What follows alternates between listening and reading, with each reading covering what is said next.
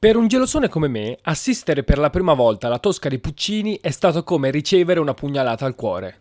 Letteralmente. Metto subito le mani avanti dicendo che non sono un esperto d'opera lirica, ma un neofita che nell'ultimo anno ha cercato di coltivare questa sua nuova passione. Nonostante il mondo dell'opera appaia da sempre come un mondo sigillato e riservato solamente ai signori attempati e alle signore munite di boccoli e binocolo, credo che come ogni forma d'arte sia destinata e accessibile a tutti. Una delle particolarità dell'opera è il libretto, che in pratica è uno spoiler. Uno spoiler necessario, utile, ma che invece di intaccare l'esperienza la rende più fruibile. Quasi sempre quando si va all'opera si conosce già come andrà la vicenda, il contesto e anche i ruoli dei personaggi principali, ma questo non va a inficiare sulla potenza dell'opera in sé, in quanto la vicenda raccontata attraverso le parole dei cantanti è solo una parte dell'intero racconto. È la musica ad avere il ruolo fondamentale di raccontare il vissuto psicologico dei protagonisti. Nel caso di Tosca, dal punto di vista della trama, tutto è molto semplice e lineare. L'azione si svolge a Roma il 14 giugno del 1800. La cantante Floria Tosca, amante del pittore Mario Cavaradossi,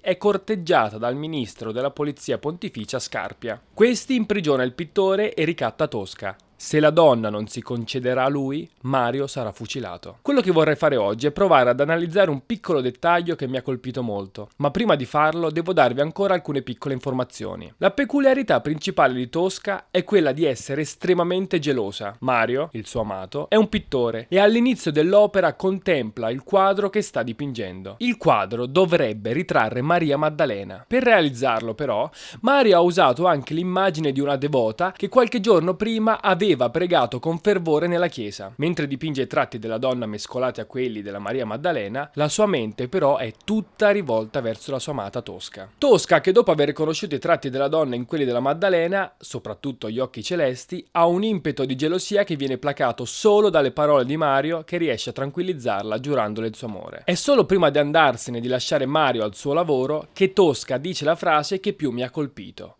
falle gli occhi neri. Tosca vuole assolutamente che Mario faccia gli occhi neri al ritratto. Il motivo è presto detto: anche lei li ha neri. Ma mentre il comportamento di Tosca è facilmente comprensibile, la donna per amore e per carattere vuole essere al centro di ogni azione e pensiero dipinto del suo amato, perché Mario, che non ha nessuna cattiva intenzione e ama solamente lei, decide di ritrarre i lineamenti di un'altra donna? Perché sin dall'inizio non ha dipinto quegli occhi neri e ha preferito ritrarli azzurri? Non è semplice dare una risposta, come non è semplice tracciare una linea che possa separare l'uomo dall'artista. Fino a che punto Mario sia in grado di controllare la sua arte e ciò che lo ispira è difficile a dirsi. Forse la verità è che non è affatto capace di farlo. Si ritrova inerme e incapace di spiegare il perché o come tutto nel suo quadro abbia preso vita, addirittura senza di lui. Si limita a dire: la vidi ieri, ma fu per caso, a pregar qui venne, non visto, la ritrassi. Tosca inizialmente non gli crede e si sente vinta e sbeffeggiata dagli occhi del quadro che la fissano. Cosa è stato allora?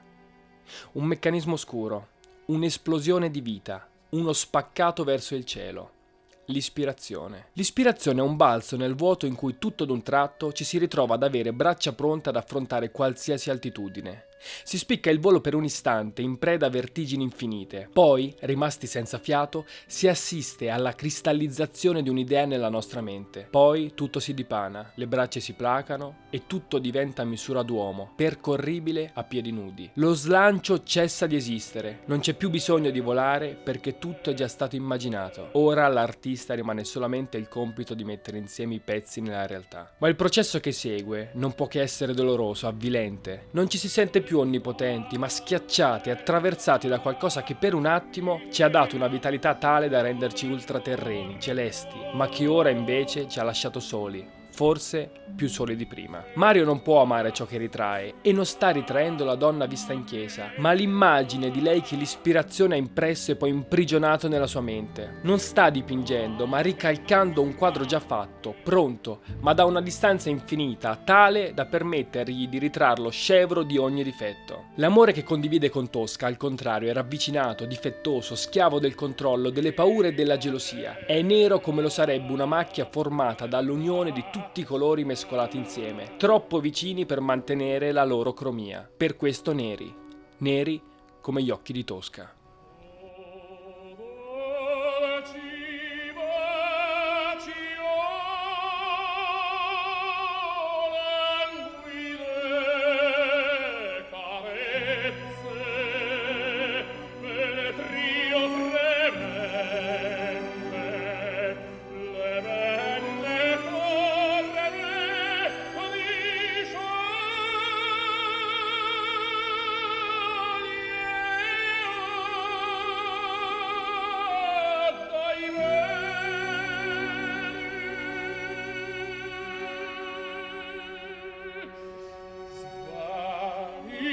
per sempre le sogno io.